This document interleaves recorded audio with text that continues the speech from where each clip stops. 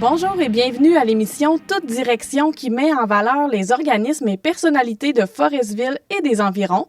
Cette semaine, je reçois Manon Lafrance qui est fondatrice de la boutique Propre Avenir devant le Provigo à Forestville et également du centre de réemploi. Donc, on va pouvoir en savoir plus sur son projet qu'elle a mis quelques années à mettre en branle. Donc, bonjour Manon. Bonjour Joanie. Donc, est-ce que ça fait longtemps que tu es la fondatrice de ce beau projet de Propre Avenir? Alors, directement, ça fait depuis 2019, Okay. officiellement, oui, c'est ça. Depuis, en fait, j'ai ouvert le 6 juillet 2019. Ça, c'est le centre de réemploi. Exactement, oui. Parfait. Oui, qui était situé à l'usine Kroger. Puis, est-ce que ça faisait longtemps que tu pensais à ce genre de projet-là? Oui, quand même, ça faisait environ, je dirais, presque 2 ans. J'allais dire 1 an et demi, mais en fait, ça faisait presque 2 ans. Déjà, j'avais fait du porte-à-porte, j'avais fait des sondages. Tu sais, je sondais le terrain tranquillement ici en région. Fait que je dirais ça fait à peu près 2 ans, là. Fait que 4 ans en tout, là. OK. Ça fait 4 ans, ouais, que le projet, en fait, Mis juste dans ta tête, Oui. puis finalement a vu le jour. Exact. Donc, comment ça a commencé l'aventure de Propre Avenir? C'est quoi un petit peu l'historique du projet? Ben, en fait, c'est que moi, je travaillais pour l'environnement déjà. OK. Ultérieurement, j'étais dans la région de Terre-Neuve, au Labrador plutôt, en fait, à OK. Wabush. Je travaillais déjà dans une petite compagnie d'environnement pour les minières. OK. Et puis, déjà, on commençait à entendre parler beaucoup des problématiques environnementales. Fait que donc, j'étais comme pas non plus... mon Dieu, tu sais, ça passait pas dans une oreille, là, puis sortir, Oui. ça rentrait pas dans l'oreille pour sortir par l'autre. J'étais sensibilisée par ça. Tu sais, déjà que je voyais un peu comment que les changements avaient un impact déjà où est-ce que j'étais là-bas. Fait que quand j'arrivais ici, à Côte-Nord, ben j'ai constaté aussi qu'on avait des lacunes. Tu sais, qu'il y avait vraiment, là, je me promenais, je voyais au niveau des forêts, on avait des dômes à ciel ouvert. On voyait des conteneurs ici directement, comme ici, pas loin de la 138, il y avait des conteneurs où est-ce que ça débordait, même les gens laissaient des articles qui ne devaient pas être là. Puis là, je me suis dit, il faut faire quelque chose, ça n'a pas de bon sens. Là. Il me semble, nous autres, c'est à Côte-Nord, on est comme, on dirait épargnés d'une certaine façon au niveau des effets de serre, en tout cas, bien des niveaux que des grosses villes ont, qu'on n'a pas cette problématique-là.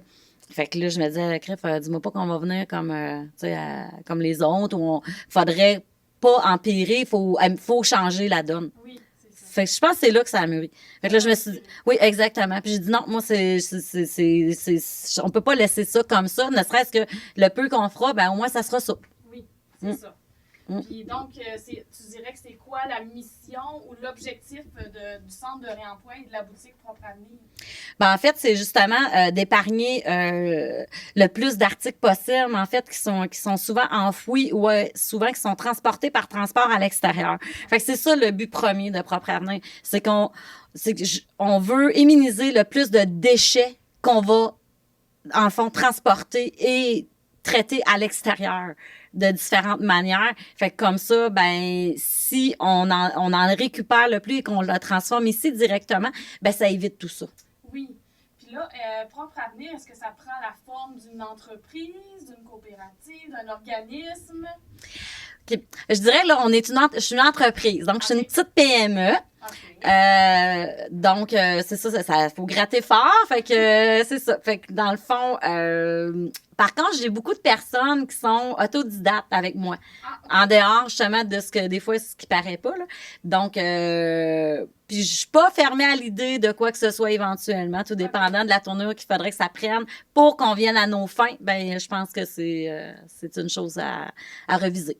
OK. Puis là, est-ce que tu es seule? Est-ce que tu as des employés? Non, justement, comme là, je suis seule, comme je disais, mais j'ai des personnes autodidactes autour de moi qui veulent bien m'aider pour récupérer les meubles. Ben, souvent, on va chez les gens. Là, on est en arrêt présentement dû à la situation, mais souvent, on va chez les gens, puis je suis pas toute seule pour aller chercher les articles. J'ai des gens là, autour de moi là, qui font du bénévolat aussi. Oui, c'est ça. Fait que ça peut t'aider oui. dans des circonstances. Donc, est-ce que toi, tu peux dire que tu as vraiment des valeurs environnementales parce que ça part de là, ton projet, un petit peu? Oui, ben oui. Puis de toute façon, je pense que quand ça dépend toujours aussi de nos intérêts, mais quand je regarde autour de moi, la première chose qui me vient, c'est qu'on dépend de ça. Fait que moi, personnellement, je peux pas avoir une autre vision que celle-là. Fait que oui, effectivement, je pense avoir vraiment comme la source environnementale due à ça. Fait que je suis sensible à mon environnement. Fait que quand je me promène, je regarde des choses, ça m'attriste. Fait que, tu sais, ça vient me toucher personnellement. Fait que je pense que oui. C'est pas, je pense, je confirme. Oui. Ça vient de là, ton projet. Exact. Puis, justement, c'est dans l'air un petit peu aussi des projets, des produits en vrac et tout ça. On va en parler un petit peu plus tard. Justement, on va tomber dans le centre de réemploi. Ça a commencé en 2019. Si tu peux peut-être expliquer aux gens qu'est-ce que vous faites là, au centre de réemploi. OK. Au centre de réemploi, c'est que les gens, justement, viennent se départir de des choses qui ne se servent plus, comme les servent plus à rien. Donc, ça peut être des meubles, ça peut être de l'électronique, ça peut être, mon Dieu, là, je dis un peu au niveau des aménagements d'extérieur, vos sets de patio, ça peut être une galerie que vous venez de défaire, un bois que vous savez qui est pas pourri, ben vous pouvez le ramener aussi au centre de réemploi. Donc, c'est un peu tous les articles qu'on retrouve à la maison qu'on veut plus. Que ce soit de la déco, des matériaux. Donc, ça peut être aussi une porte de garage, ça peut être une vieille fenêtre, une porte d'entrée. Tous ces articles-là peuvent venir au centre de réemploi. Fait que la différence, exemple, avec un éco-centre, c'est que toi, tu vas prendre les choses qui te sont apportées pour essayer justement qu'ils soient réutilisés. Exactement, ou je vais les démonter. Okay. Exemple, comme là, je travaille aussi présentement à la recherche au niveau justement d'améliorer, de récupérer des articles qui se récupéraient pas ultérieurement. Là, présentement, c'est ça, j'ai fait une visite d'ailleurs à Chicoutimi dans une usine justement où est-ce qu'ils traitent ces matériaux-là. Okay. Et puis j'ai pu voir leur procédé. Donc ça, c'est une chose que j'aimerais amener ici. Donc c'est ça, tu sais, on va les démonter et puis on va réutiliser ces matériaux-là de différentes façons. Okay. Fait que c'est un peu ça là, au réemploi. Au réemploi, oui. C'est ça l'objectif vraiment oui. Au départ. Est-ce que c'est ouvert à l'année, seulement en période estivale? Là, ça a été ouvert seulement en période estivale. Okay. Dû à la COVID, le centre de réemploi n'a pas réouvert. Donc, on travaille là-dessus pour espérer justement que ça soit à l'année et qu'on puisse réouvrir cet été. Oui, c'est ça. Puis donc, si les gens ont des choses qui pensent « Ah oui, ça pourrait bien faire », est-ce que là, à ce moment-là, ils te contactent avant ou ils se rendent directement sur place? Comme habituellement, c'est ça. Quand on est ouvert, les gens peuvent venir directement sur place. Okay. Ils n'ont pas besoin de nous contacter. On a déjà les adresses, ne serait-ce que justement sur le site de Propre Avenir. Et puis, les gens, ils viennent directement. Il y a les horaires. Puis, sinon, présentement, comme on a la boutique ici en magasin, ils peuvent venir ici directement. J'en ai plusieurs qui me disent, Manon, regarde, j'aimerais me départir de certaines choses. En ce moment, je m'organise pour les récupérer, même en étant ici présentement. Ce qui va au centre de réemploi. Okay. Si j'ai de la place, parce que j'ai comme 3 endroits où est-ce que j'entrepose les articles. Mais c'est ça, on commence à être pleine. Ça commence à prendre la place, hein? Un peu. Puis, fait que le centre de réemploi, il est situé où pour les gens là, qui ne sauraient pas? Il est sur la route maritime, en fait, l'ancienne usine Kroger. Okay. Donc, c'est le 150 route maritime. Donc, quand ça sera ouvert, à ce moment-là, ils peuvent se rendre sur place. Puis, est-ce qu'on peut acheter des choses aussi sur place? Oui. Oui, tous les matériaux de construction, tout ce qu'on a justement qui est à l'endroit même, oui, à des moindres coûts, on peut acheter directement au centre. Fait que ça, il n'y a pas de problème. Non. Puis pour démarrer, justement, le centre de réemploi qui a été un petit peu le premier axe de ton projet, est-ce que tu as eu du soutien? Est-ce que tu as eu des appuis? Oui. Oui, pour le début justement du projet, oui, effectivement, j'ai eu du soutien, des appuis au niveau de la MRC. Donc, on a des subventions des PME qui sont de démarrage d'entreprise, des choses comme ça. Fait que ça a pu t'aider à commencer ton projet. Oui. Puis au niveau justement de l'usine où ce que tu es établi au centre de réemploi, est-ce qu'il y a eu un partenariat aussi ou est-ce que là, ça t'appartient? Non, en fait, j'ai été chanceuse justement parce que c'est Boissaco à qui ça appartient, cette usine-là.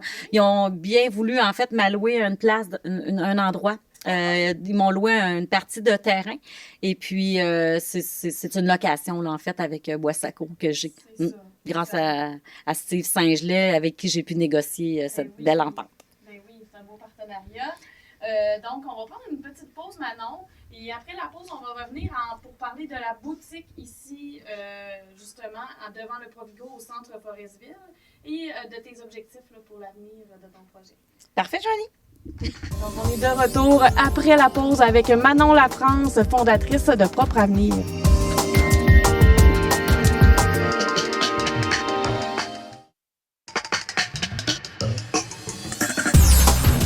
Nous sommes de retour après une courte pause avec Manon Lafrance, qui est la fondatrice du Centre de réemploi et de la boutique Propre Avenir de Forestville. Donc, rebonjour Manon. Rebonjour. Donc, après la pause, maintenant, on va parler de la boutique. Donc, on est présentement, justement, à ta boutique devant le Provigo, dans le centre Forestville. Justement, ça fait depuis combien de temps qu'elle existe, cette boutique-là? Justement, ça fait drôle que tu me poses la question. Ça a fait un an, justement, au mois de décembre. Okay. Exactement, le 21 décembre. Qu'elle a été installée ici? Oui, okay. Exactement. Fait qu'on a passé le cap d'un an et un mois. C'est quoi qui t'a amené à ouvrir cette boutique-là? Après, justement, on a parlé du centre de réemploi. Qu'est-ce qui t'a amené à ça? Ben, c'est parce que la boutique était au même endroit, justement, que le centre de réemploi. Elle était installée dans une roulotte de chantier qui a été, justement, qu'on a comme tout défait pour, justement, être capable d'installer la boutique-là. Puis je trouvais, justement, que les produits n'étaient pas accessibles. C'était moins évident pour les gens de se rendre justement pour, ne serait-ce que du remplissage, aller directement comme à l'usine, que d'être directement dans le centre commercial. Fait que c'est pour ça que j'avais l'opportunité de l'amener ici. OK. Fait que c'est une opportunité qui s'est présentée, que tu as saisie, ça fait un an. Donc, qu'est-ce qu'on peut retrouver dans cette boutique-là? Ben, en fait, on retrouve un peu de tout et, Seigneur, c'est ça, on retrouve des gens pleins de talent. Exact. Fait que c'est comme, il y a environ une vingtaine d'artisans ici. Donc, tout est fait à la main. À partir de matières neuves, autant que des matières recyclées. Donc, on peut retrouver des serviettes, justement, au nettoyage, les serviettes réutilisables. On peut retrouver les lingettes qui sont faites. On peut retrouver aussi des bijoux faits à la main. On peut retrouver des lampes, des ébénistes aussi qui me font des trucs, que ça soit autant des trucs, les supports pour les crochets d'entrée, des choses comme ça. Et on retrouve aussi nos fameux savons en vrac. Oui. Et de plus en plus populaires auprès des gens, auprès de la population. Oui, effectivement. Puis en plus, ben, moi, on encourage ça aussi parce que ça fait partie vraiment comme de la mission même, parce que c'est zéro déchet, c'est réutilisable et c'est pas polluant. Donc, ça ne pollue pas nos eaux. Et toutes ne serait-ce que quand souvent, ça se retrouve sous terre, ce qu'on veut pas, notre consommation. Oui. Donc, ces produits-là, ils sont pas polluants. Du tout. Autant au niveau, ils sont pas dangereux pour les enfants, c'est pas dangereux pour les animaux. Donc, c'est vraiment une belle gamme. Fait que c'est le fun, oui, qu'on les ait, là. Donc, ici. Les gens viennent avec leurs contenants et peuvent justement se réapprovisionner au lieu d'acheter toujours des nouveaux contenants de plastique. C'est là le zéro déchet, dans le fond. Exact. Tout à fait, Joanne. Puis tu vois, l'année passée, c'est-tu en 2000, les statistiques, en fait, ils ont épargné 1 million de contenants. Ah, avec ces produits en vrac-là. Exact. OK. Fait que ça entrait vraiment dans tes valeurs à toi aussi et dans les valeurs de la boutique Propre Avenir. Exact. Et est-ce que tu as d'autres produits aussi que c'est toi qui fais à partir de ce que tu reçois au centre de réemploi ou là, c'est vraiment plus des artisans locaux? On en a quelques-uns, des articles qui ont été repris justement de l'usine, des matériaux de construction, de matériaux du bois, en fait. Okay. J'ai du plancher de bois flottant aussi que j'ai ici. Oui, on en a. Ça, vous avez ça aussi? Oui. Fait que la boutique te permet à ce moment-là d'utiliser les produits que tu reçois au centre de réemploi et de les apporter ici pour la vente. Exactement. Et en même temps, ben, tu offres une vitrine aux artisans de la Haute-Côte-Nord. Donc, tu en as une vingtaine. Exact. Qu'eux exposent en ce moment là, dans la boutique. Puis les gens peuvent se procurer leurs produits ici. Exactement. Oui. Puis encourager le local, évidemment. Oui. Fait que ça, c'est encore dans les valeurs un petit peu, justement, d'encourager l'achat local. Exactement. Oui. OK. Fait que ça, c'est ce qu'on retrouve ici. Pour le moment, je crois que la boutique n'est pas ouverte là, à temps plein. Non, les heures d'ouverture sont vraiment aléatoires. C'est vraiment, ça change parce que, bon, dû à la situation présente en ce moment, on sait que c'est comme, bon, avec la COVID, tout ça, ça a changé un peu la donne. En tout cas, pour moi aussi, c'est sûr que ça allait changer des choses. Donc, il faut vraiment aller sur le site et puis j'ai mis aussi le numéro de référence dans la vitrine. Okay. Donc, les gens peuvent appeler directement et puis, comme je suis pas tellement loin, on s'entend que c'est pas loin, là, à Forestville. Donc, il y a moyen là, de me rendre directement si les gens ont besoin de choses qu'ils ont vues sur ma page. Donc, c'est ça, mais c'est vraiment là, aléatoire, les horaires, c'est changeant. Oui, c'est ça. ça. Fait que ne pas hésiter à te contacter, là, soit par Facebook ou les coordonnées que tu as laissées ici devant la boutique. Les gens, ils n'ont pas peur, pas à se gêner à t'appeler. Non, du tout. Puis de toute façon, souvent, je vais le mettre là aussi, là, s'il y a de quoi, là, je réponds, là, les gens ont des questions, on me disent, Manon, quand est-ce que tu vois? Je réponds, là, puis je les avise à ce moment-là. Parfait. Super. Fait qu'est-ce que tu as d'autres projets de développement qui s'en viennent dans le projet Propre Avenir? Oui, ben c'est sûr que oui, j'en ai tellement, j'en ai trop peut-être même des fois, là, faudrait se calmer là, mais oui, j'en ai d'autres, ça reste encore en négociation puis en étude et puis à ce moment-là, ben peut-être que je vais être plus précise dans mes propos là, mais oui, j'ai des projets là de justement ne serait-ce que de transformation, mais de transformation de masse. Ah, OK. Donc, ça reste à voir dans les prochaines années. Oui, c'est ça. C'est quoi la vision de ton entreprise, justement, pour les prochaines années? Est-ce qu'il y a des choses, tu me parlais du zéro déchet, est-ce qu'il y a d'autres produits, d'autres choses que tu verrais qui pourraient s'en venir ici à la boutique ou au centre? Ben en fait, oui, justement, c'est un peu ce que, comme j'expliquais tout à l'heure, je suis en train de regarder justement au niveau des études des nouveaux des produits qu'on a une problématique environnementale en ce moment. Comment qu'on pourrait justement les récupérer. Donc, c'est une chose que j'aimerais aussi qu'on amène ici en région. Fait qu'il faut surveiller justement les actualités de Propre Avenir parce que tu as des projets encore plein la tête, ça s'arrête pas là. Non. Non. Donc, si on termine un petit peu, Manon, pour en parler un petit peu de toi, donc j'imagine qu'il y a des gens qui te reconnaissent, mais est-ce que tu es originaire de Forestville? Oui, je suis originaire de Forestville. Mon Dieu, oui, je pense que tout le monde se connaît là ici. Là. Fait que moi, je suis comme, oui, on est 5 enfants, donc. Donc, toi et ta famille, vous êtes originaire d'ici. Oui. Est-ce que tu as toujours demeuré à Forestville? En fait, la plupart, oui, là, je veux dire, de la famille, on demeurait ici à Forestville. Par contre, moi, j'étais justement une petite, comment je dirais ça? Je devais voir du pays et je devais justement apprendre l'école de la vie. Donc, moi, exactement. Mais ça, contrairement aux autres, moi, je suis partie plus jeune et puis c'est ça, j'ai voyagé. OK. Fait que tu n'as pas toujours résidé ici, mais là, ça fait depuis combien de temps que tu es revenue? Je suis revenue ici en région, ça fait depuis 2014. Ah, OK. C'est quoi qui t'a ramené dans ton coin de pays?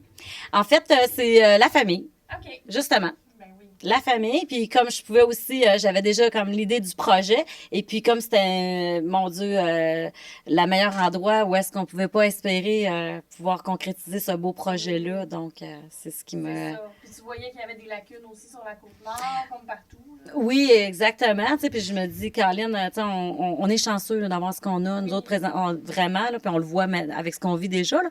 Fait que je me disais, non, c'est vraiment, tu sais, on revient à nos racines, puis je veux justement garder les bonnes racines. Ben, parfait. Mais je te remercie beaucoup, Manon, de nous avoir reçus ici, dans ta boutique, en face de chez Provigo, au centre commercial de Forestville.